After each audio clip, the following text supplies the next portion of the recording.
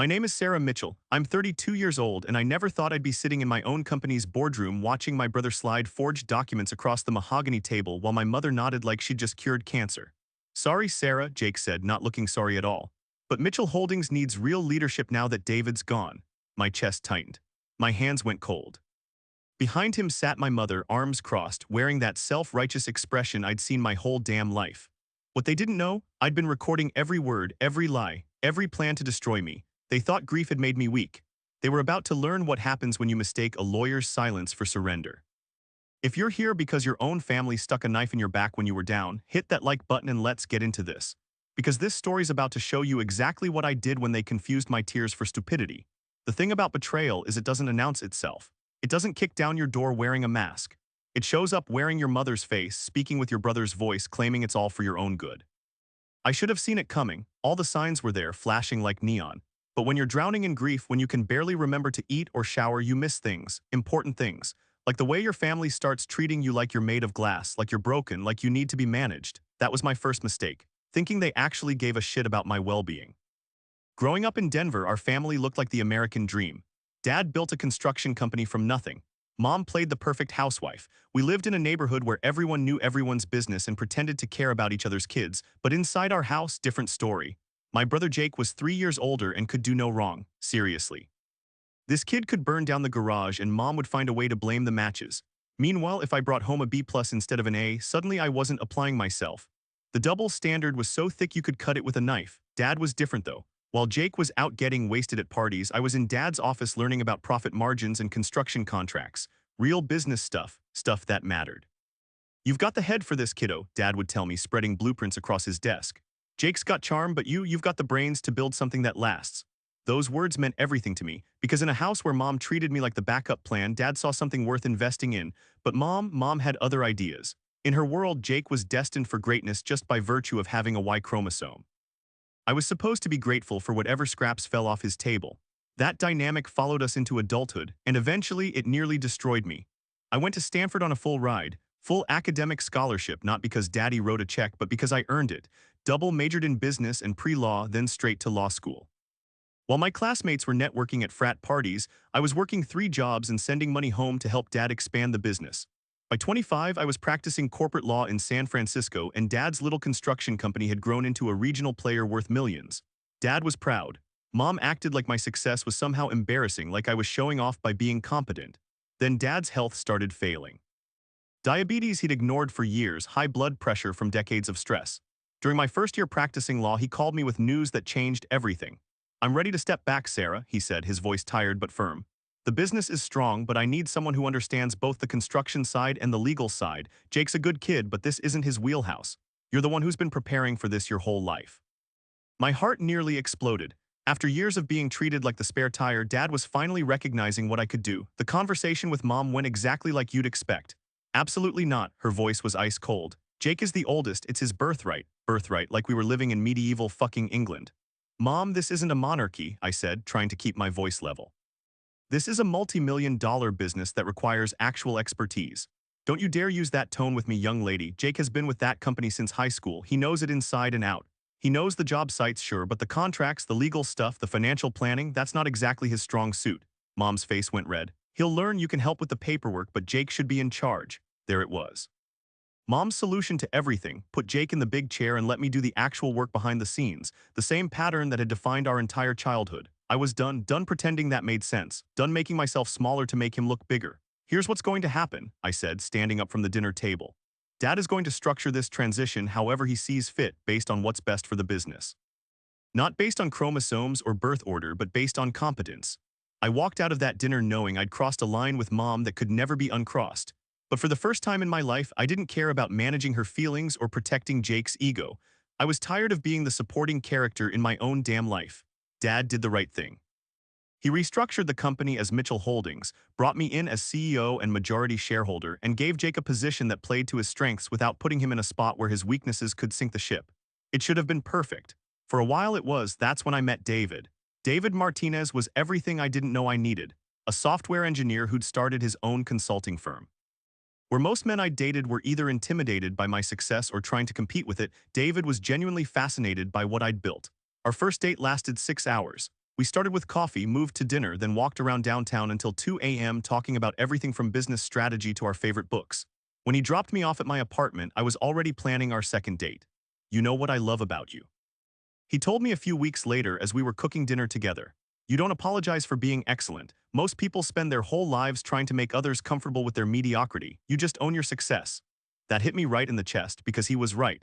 I had spent years apologizing for being good at things, trying to make mom feel better about her choices, trying not to make Jake look bad by comparison. David didn't want me to be smaller. He wanted me to be exactly as big as I was. We got married 18 months later in a small ceremony in Napa Valley. Dad walked me down the aisle with tears in his eyes. Mom smiled for the photos but spent the reception complaining that we should have had a bigger wedding, invited more family, done more to honor tradition. Even my wedding wasn't really about me in her eyes. It was about what it reflected on the family image. Jake gave a speech that actually made me hopeful about our relationship. Sarah's always been the smart one, he said, raising his glass, but David's smart enough to appreciate how smart she is. That's the kind of man she deserves. For a hot minute, I thought maybe we could actually be a real family. Maybe the childhood bullshit didn't have to define us forever. I was so fucking naive. David and I moved back to Denver after the wedding. We bought this gorgeous house in Cherry Creek, a restored craftsman with original hardwood floors and a kitchen that made David's eyes light up every morning. I threw myself into expanding Mitchell Holdings while David worked on integrating smart technology into our construction projects. We were killing it. Within 3 years, we tripled our revenue and established ourselves as one of Colorado's premier construction and development firms. We were building sustainable housing, incorporating green technology, creating partnerships with local suppliers. Everything we touched turned to gold. David started talking about kids more seriously. I want mini-yous running around, he'd say, pulling me close on Sunday mornings. Little girls who are too smart for their own good and don't take shit from anybody. What if they're boys? I tease back. Then I want little boys who grow up respecting strong women because they had one as their mom. God, I loved that man. He saw a future I'd never dared to imagine, one where I could be successful and be a mother, where I didn't have to choose between career and family, where our kids would grow up seeing both parents as equal partners. We were trying to get pregnant when everything went to hell. David was driving home from a client meeting in Boulder when a drunk driver ran a red light, T-boned him at 50 miles per hour. The cops said he died instantly. No pain, no suffering, like that was supposed to make it better somehow. I found out at 2:47 in the morning when Denver General called. I remember the exact time because I kept staring at our digital clock, waiting for David to walk through the bedroom door and tell me it was all some horrible nightmare. The funeral was a blur of black dresses and casseroles and people saying the stupidest shit imaginable. He's in a better place now. Everything happens for a reason. God needed another angel. I wanted to scream at every single one of them. David's better place was our kitchen on Sunday mornings, making pancakes and planning our future. There was no reason good enough to justify losing him at 31 years old. Dad held me up during the service. Literally held me up because my legs wouldn't stop shaking. He loved you more than I've ever seen a man love anyone, Dad whispered as they lowered the casket. That kind of love doesn't just disappear. After the funeral, everyone expected me to fall apart, to take extended leave to process my grief, to let other people handle the business while I focused on healing. And for the first few weeks, that's exactly what happened. I couldn't get out of bed most mornings. I couldn't concentrate long enough to read a contract. I lived on coffee and whatever sympathy meals kept appearing in my refrigerator, but gradually something shifted. The business became my lifeline. It was the one thing David and I had built together that nobody could take away from me. Working felt like keeping him alive somehow, like honoring everything we'd planned to accomplish together. That's when the vultures started circling. It started small, so small I almost missed it. Vendors calling to confirm orders I'd never placed. Clients asking about project delays I knew nothing about. When I'd ask Jake about these discrepancies, he'd shrug and give me some vague explanation about communication issues or crossed wires. You know how it is, he'd say with that concerned expression. Things slip through the cracks when you're dealing with everything you're dealing with. The implication was clear. I was too grief-stricken to keep track of business details. Poor Sarah losing her mind along with her husband. Then Dad started having more health issues. His diabetes was getting worse, his blood pressure was through the roof. During one of our weekly meetings, he looked older than I'd ever seen him. I need to think about fully retiring, he told me, his voice exhausted. The stress isn't good for me anymore. Doctor says I need to step back completely. That's fine, Dad, I said, though my stomach clenched at the thought of losing my strongest ally. You've more than earned your retirement. Jake and I can handle things from here. Dad was quiet for a long moment, staring at the financial reports spread across his desk. Finally, he looked up at me with worry in his eyes. I need to tell you something, he said. Jake's been pushing for more authority lately, more control over the financial side of things. He says it's not fair that you make all the big decisions when he's been with the company longer. My blood went cold. Dad, Jake is head of operations. That's exactly the right role for him. He's great with the crews, great at managing job sites. But the financial decisions, the legal contracts, that's not his area. I know that, Dad said quickly, and you know that, but your mother, he trailed off, looking uncomfortable. Of course, fucking Mom. What has Mom been saying? Dad rubbed his forehead like he had a headache. She thinks the stress of running the company might be too much for you right now, with David gone and everything. She's worried that you're not thinking clearly. The audacity of it took my breath away. I was grieving my husband, yes, but I was also growing the company, maintaining our reputation, keeping every single employee on payroll during a recession. If anything, I was thinking more clearly than I ever had because I couldn't afford not to. And what do you think, Dad? I think you're the most capable person I've ever known, he said firmly. And I think your mother loves Jake so much that she can't see his limitations. That conversation happened on a Tuesday. On Friday, Dad had a massive heart attack in his sleep and never woke up. The timing was so cruel it felt deliberate.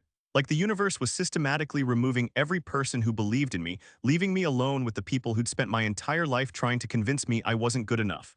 At Dad's funeral, I was a zombie. I'd lost my husband and my father within 8 months of each other, and I felt like I was drowning in grief and exhaustion. People kept patting my arm and telling me to take care of myself, to lean on family during this difficult time, to let others help carry the burden. It all sounded so reasonable, so caring, so fucking manipulative. The reading of Dad's will happen 2 weeks after the funeral. Mr. Peterson, who'd been handling our family's legal affairs since before I was born, gathered Mom, Jake, and me in his downtown office for the formal reading. Most of Dad's personal assets went to Mom, which was expected. The house, his retirement accounts, his life insurance, everything she'd need to be comfortable for the rest of her life. The business was a different story. To my daughter Sarah, Peterson read in his formal lawyer voice, who has shown extraordinary dedication and expertise in growing Mitchell Holdings, I leave my remaining 49% ownership stake, making her the majority owner with 74% of the company. To my son Jake, I leave my tools, equipment, and 5% additional ownership, recognizing his years of service and ensuring his continued role in the family business. I heard the words, but they didn't fully register at first. I'd known Dad planned to leave me control, but seeing it formalized like this in front of Mom and Jake made it real in a way I hadn't prepared for. Mom's reaction was immediate and volcanic. That can't be right, she said, her voice sharp enough to cut glass. Jake is the oldest, the business should go to Jake. Mrs. Mitchell, Peterson said gently, your husband was very clear about his intentions. He updated this will just 6 months ago after considerable consultation with me about the legal implications. I don't care what he thought, Mom snapped. Sarah is in no condition to run a business. She can barely function right now. The lawyer looked uncomfortable, glancing between us. The will is legally binding, Mrs. Mitchell, of course if there were legitimate concerns about Sarah's mental capacity to manage her affairs. No, I said firmly, finding my voice. There are no concerns about my mental capacity. I've been running this company for the past 3 years and I'll continue to do so. Jake had been silent through the whole exchange, staring at his hands like they held the secrets of the universe. Finally, he looked up with that same fake concern I'd been seeing for weeks. Sarah, maybe Mom has a point, he said softly. You've been through so much. Maybe it would be better if I took over the day-to-day operations for a while, just until you're feeling more like yourself. There it was. The same fucking song Mom had been singing my entire life, just with a new verse.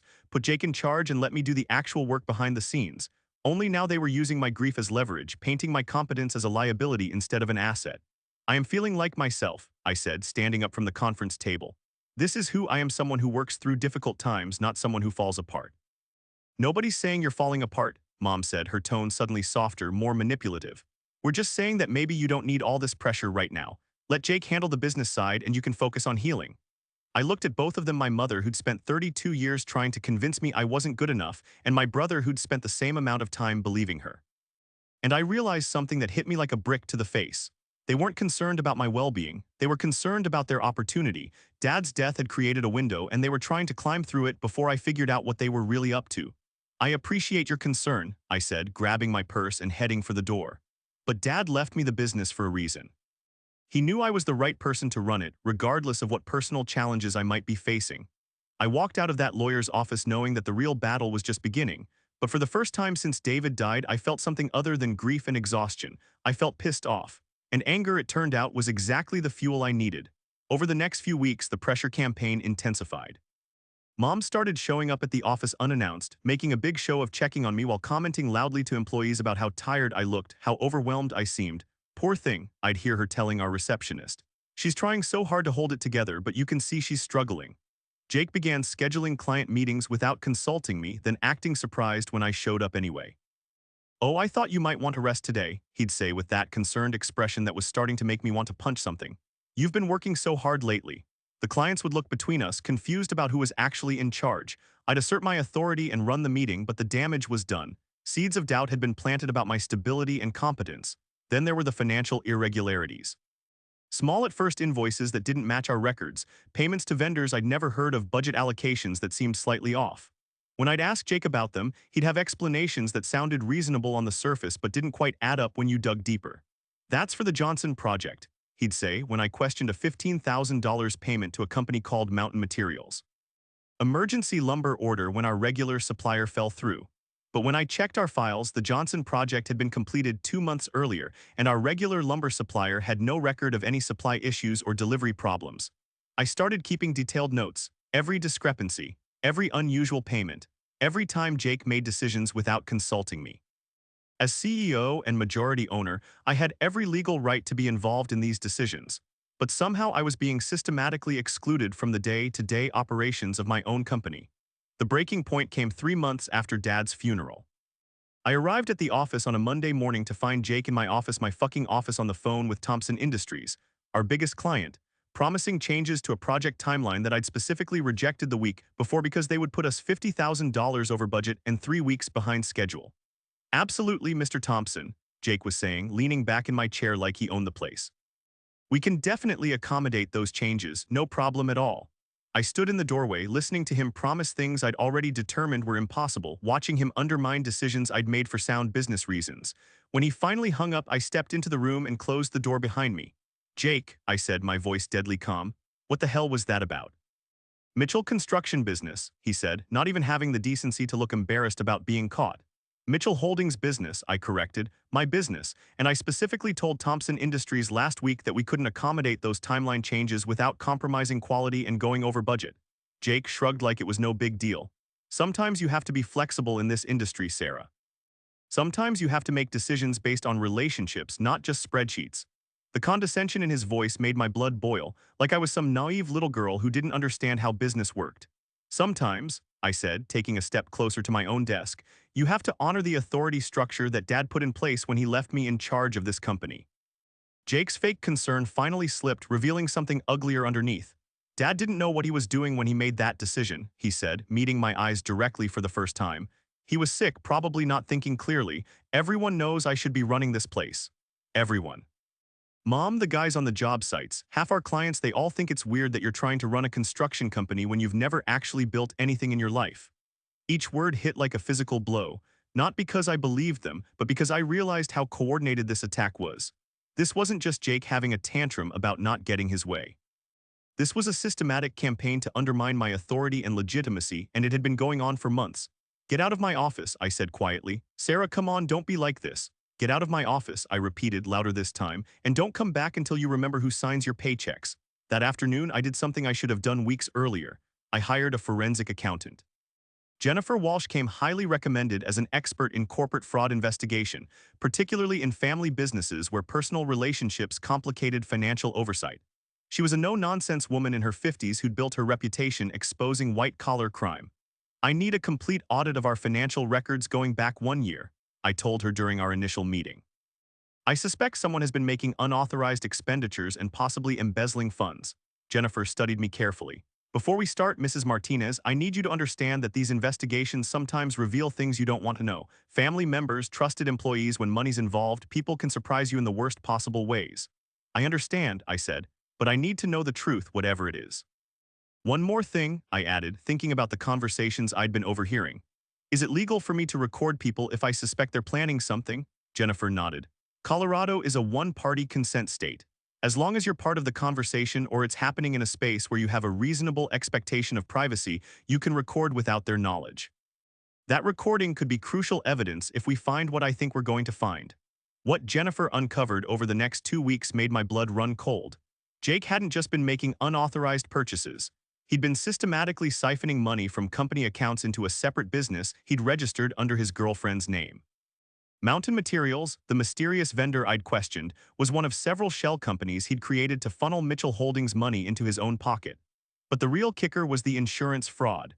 Jake had been filing false claims for equipment damage and worker injuries that had never actually occurred, then splitting the insurance payouts with accomplices. Over the past 18 months, while I'd been building the business and then grieving my husband, he'd stolen nearly $300,000 from the company. The timing is particularly significant, Jennifer explained as we reviewed her findings in her office downtown. Most of this activity began shortly after your father's health started declining and escalated dramatically after his death. Your brother was essentially using your grief as cover for a major theft operation. I stared at the evidence spread across her conference table: bank records, forged invoices, insurance claims with doctored photos, email communications between Jake and his accomplices. The scope of the betrayal was breathtaking. How did he think he'd get away with this? I asked. My guess, he didn't plan to run forever. This looks like someone building up a nest egg for when he took over the company. He probably figured once you were out of the picture, he could clean up the books and no one would be the wiser. The phrase "out of the picture" sent a chill down my spine. What do you mean out of the picture? Jennifer hesitated. Mrs. Martinez, in my experience, when family members go to this much trouble to steal from a business, it's usually because they believe they're going to inherit control eventually, one way or another. That night, I went home to my empty house and sat in the kitchen where David and I used to plan our future. I poured myself a glass of wine, the expensive stuff we'd been saving for special occasions that would never come, and tried to process what I'd learned. My brother had been systematically stealing from me while pretending to be concerned about my mental health. He'd used Dad's death and my grief as cover for his crimes, betting that I was too devastated to notice the financial discrepancies. But even knowing what I knew, I wasn't prepared for what came next, because Jake's theft wasn't the endgame. It was just the setup for something much bigger. I was working late that Thursday evening, going through Jennifer's forensic report one more time and trying to decide whether to confront Jake directly or go straight to the police, when I heard voices coming from the conference room down the hall. The cleaning crew didn't usually come until after midnight, and I thought I was alone in the building. Moving quietly toward the voices, I recognized Jake's laugh, then Mom's distinctive tone. They were meeting here in my building, planning something they didn't want me to know about. I pulled out my phone and started recording as I positioned myself outside the conference room door, my heart hammering so loud I was afraid they'd hear it. Has to be done before she figures out the missing money, Mom was saying. Once she starts digging into the finances, this all falls apart. My hands started shaking. They knew I was onto the theft. She's already asking questions, Jake replied. Last week she wanted to see the Johnson project files and I had to make up some bullshit about misfiled paperwork. She's not as out of it as we thought. Then we move faster, Mom said, her voice cold and calculating. How long does Peterson think it will take? Peterson. Mr. Peterson, our family lawyer, the man who'd handled Dad's will, was involved in this. He says 2 weeks, maybe 3, Jake answered.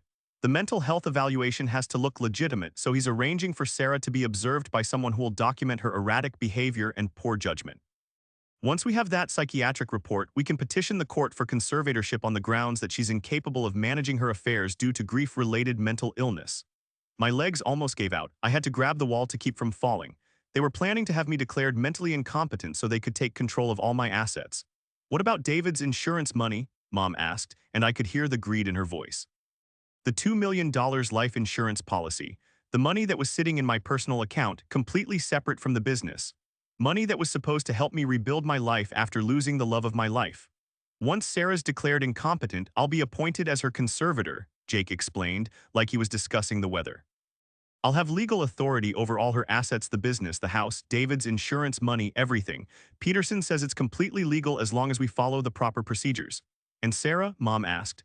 Sarah will be taken care of, Jake said, and something in his tone made my skin crawl. There are excellent private facilities for people with her condition. Quiet places where she can focus on getting better without the stress of business responsibilities. Some of them are really nice, like resorts, but with medical supervision. They were planning to have me institutionalized. Not just steal my money, but lock me away in some psychiatric facility while they divided up everything I'd ever worked for. I stayed frozen outside that conference room for another 20 minutes, recording everything as they discussed forged medical evaluations, bribed witnesses, and the timeline for stealing everything I'd ever built.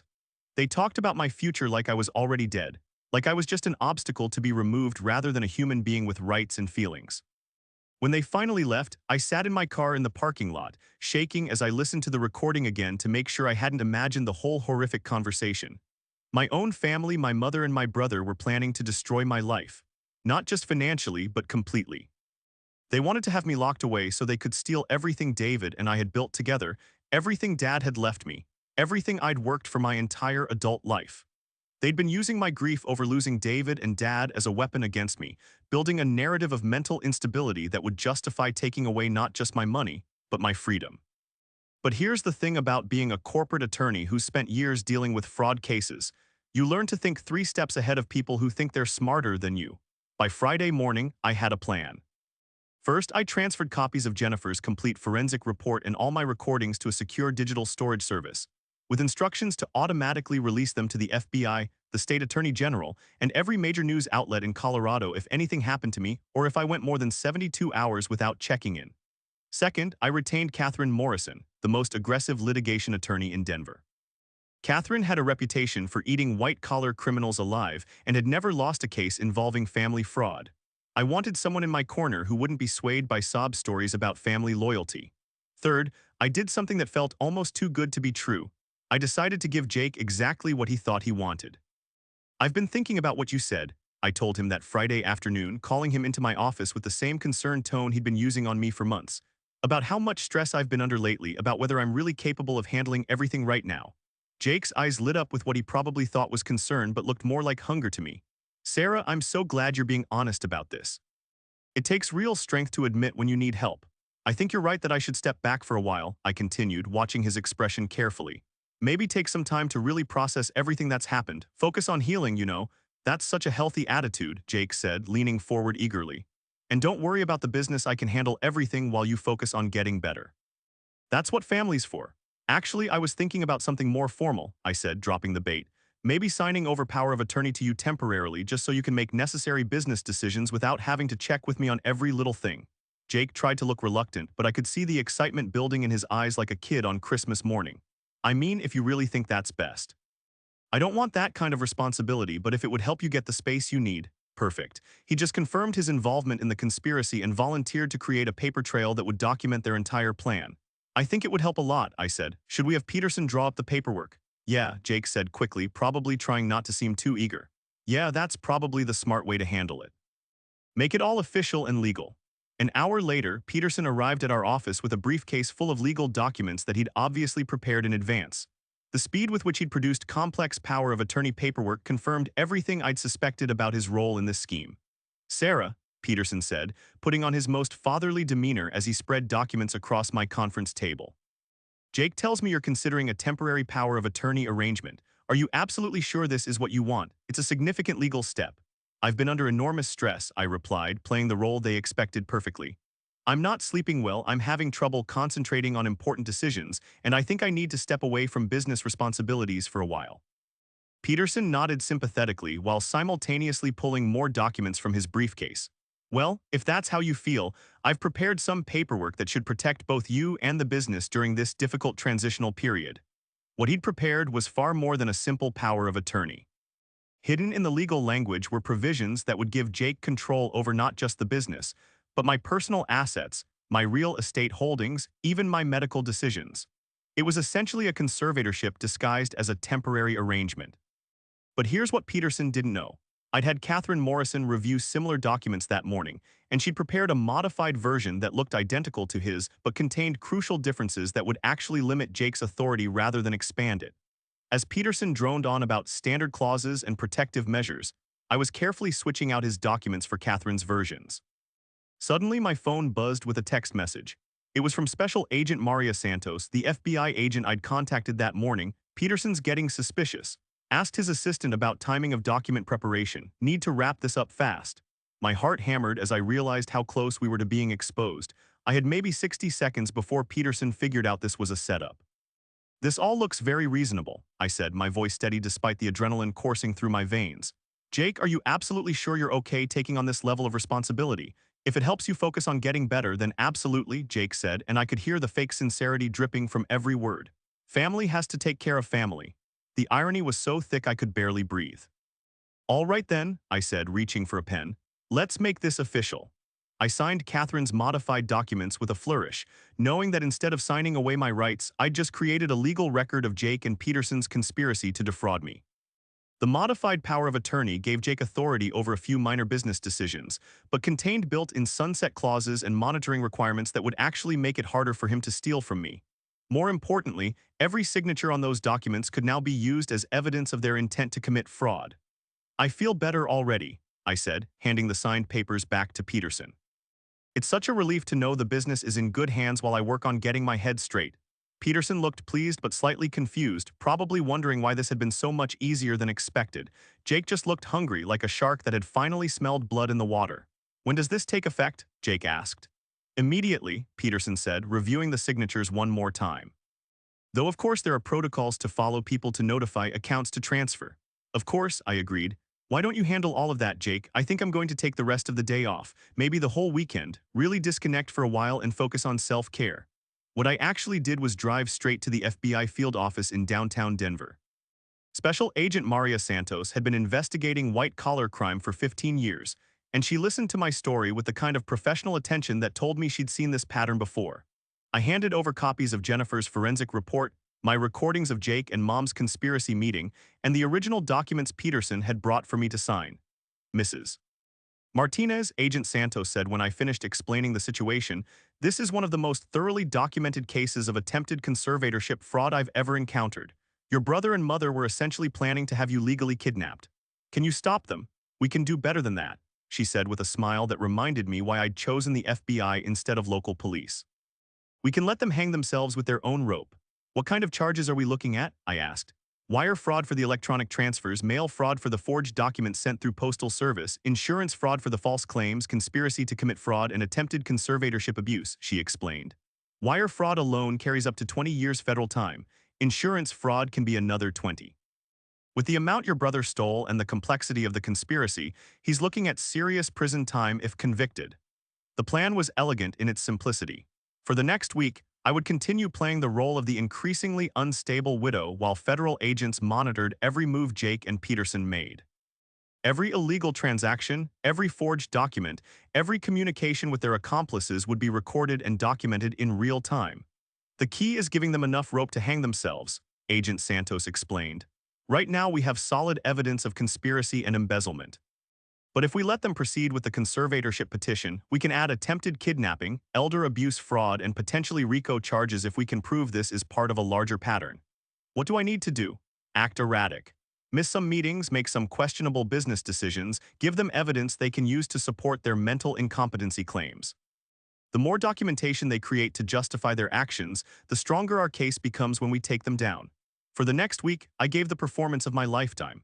I was an Academy Award-worthy grieving widow having a very public breakdown. I showed up to client meetings in sweatpants and oversized hoodies. I sent rambling, emotional emails to vendors about how much I missed David. I made impulsive purchases for the office, including a $3,000 espresso machine and a life-sized cardboard cutout of David that I kept in the conference room so he could attend meetings. Jake and Mom ate it up. I could see them exchanging knowing looks when I'd start crying during budget reviews or forget important project deadlines. Peterson began documenting everything with photos and carefully edited video recordings, building his case for my mental incompetency like a prosecutor preparing for trial. What they didn't know was that federal agents were documenting everything too. The FBI had placed monitoring equipment in Peterson's office, installed software on Jake's computer, and set up surveillance on Mom's house. Every conspiracy meeting was recorded, every forged document was photographed, every illegal financial transaction was tracked in real time. Meanwhile, I was actually running the business better than ever. Late at night, after my breakdowns ended for the day, I'd work with Catherine Morrison to clean up the messes Jake had made, renegotiate contracts he'd screwed up, and rebuild relationships with clients he'd alienated. By day, I was a basket case. By night, I was systematically fixing everything he'd broken while building an airtight legal case against him. The trap was set. Now all I had to do was wait for them to walk into it. By the end of the week, Peterson had filed a petition for emergency conservatorship with the Denver County Court, citing my rapid mental deterioration and inability to manage my personal and business affairs. Jake had transferred another $50,000 to his shell companies, apparently confident that his new power of attorney gave him legal cover for the theft. Mom had begun researching private mental health facilities, making calls about specialized care for traumatic grief and long-term residential treatment options. They thought they'd won. They thought I was just another grieving widow who could be easily manipulated and discarded. They had no idea what was coming. On Monday morning, Special Agent Santos called me at 6 a.m. sharp. "It's showtime, Mrs. Martinez," she said, and I could hear the satisfaction in her voice.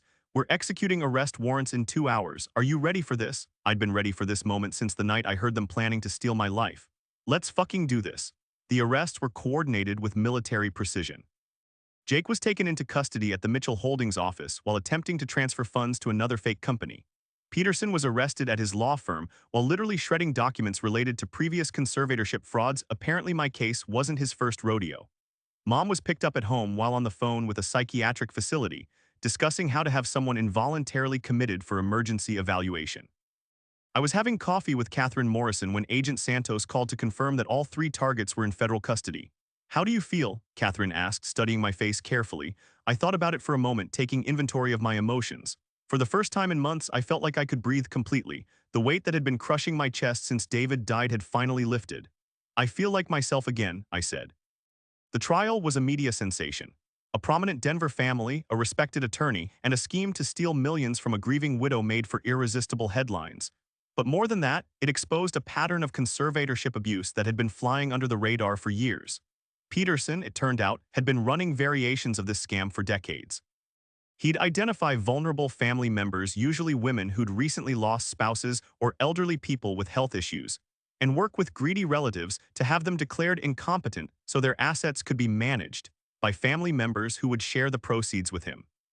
The prosecution presented evidence of at least 12 other cases where Peterson had orchestrated similar schemes, stealing a combined total of over $15 million from vulnerable people who trusted him to protect their interests. Jake pled guilty to wire fraud, mail fraud, insurance fraud, and conspiracy charges. Under federal sentencing guidelines, wire fraud carries up to 20 years in prison, and with his theft amount exceeding $250,000, he was looking at the higher end of that range. He got 7 years in federal prison and was ordered to pay full restitution plus penalties. Peterson got 12 years. His sentence was enhanced because of his position as an attorney and the pattern of abuse spanning decades. His law license was permanently revoked, his firm was dissolved, and all his assets were seized to compensate his victims. Mom was the wild card in all of this. Her lawyers argued that she was simply a concerned mother who genuinely believed her daughter was having a mental health crisis, manipulated by Peterson and Jake into thinking she was helping me get the treatment I needed. It might have worked as a defense if not for the recordings of her discussing how to have me permanently institutionalized so they could access David's insurance money. But during the trial, something unexpected happened. When Mom took the stand to testify in her own defense, she finally told the truth about her motivations. And it was more complicated than simple greed. I watched from the gallery as she sat in the witness box looking smaller and older than I'd ever seen her. When her lawyer asked why she'd supported Jake's plan to take control of my assets, her composure completely cracked. After my husband died, Jake was all I had left, she whispered, tears streaming down her face. Sarah was always so independent, so capable. She didn't need me, she never needed me. But Jake needed his mother. And if I lost him too, if he ended up in prison because of some business failure or because Sarah wouldn't help him succeed, I'd have nobody. I'd be completely alone. The courtroom was silent except for the sound of her crying. I know what we did was wrong, she continued, her voice cracking completely. But the thought of Sarah succeeding where Jake failed, of proving once and for all that she could run the business better than my son. What did that make him? What did that make me, the mother who'd spent 30 years believing he was destined for greatness? She looked directly at me then, her eyes red and swollen with grief and shame. I was so scared of losing control, of becoming irrelevant in my own family, that I destroyed the only daughter who ever truly loved me unconditionally. I was so terrified of admitting I'd been wrong about Jake's abilities that I was willing to have Sarah locked away rather than face the truth about my choices. The honesty was devastating. For the first time since this nightmare began, I felt something like sympathy for her. Not forgiveness. What she'd done was absolutely unforgivable, but I understood the fear that had driven her choices. She'd confused love with control, support with enabling, and in trying to save Jake from the consequences of his own limitations, she destroyed our family completely. She got 4 years in federal prison and served 18 months before being released to a halfway house. The financial recovery was complete and then some. Not only did I get back every penny Jake had stolen, but the federal seizure of Peterson's assets meant I received significant compensation for years of legal fees, business disruption, and emotional distress. The insurance companies that had been defrauded also paid substantial settlements to avoid prosecution for their role in processing obviously fraudulent claims.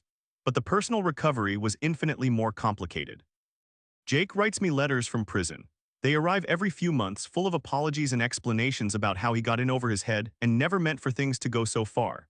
He talks about the pressure he felt to live up to Dad's expectations, about how resentful he was that everything seemed to come so easily to me, about how desperate he was to prove he could be successful too. I don't write back. There's nothing left to say to someone who tried to have me committed to a psychiatric facility so he could steal my dead husband's life insurance money. Some betrayals are too deep to forgive, some lines too sacred to cross. Mom's letters are different. She doesn't make excuses or try to justify what she did. Instead, she writes about her regrets, about the therapy she's receiving in prison, about how she's finally beginning to understand the damage her favoritism caused to both her children. I loved Jake so much that I crippled him, she wrote in one letter. And I was so threatened by your strength that I spent 30 years trying to break it down.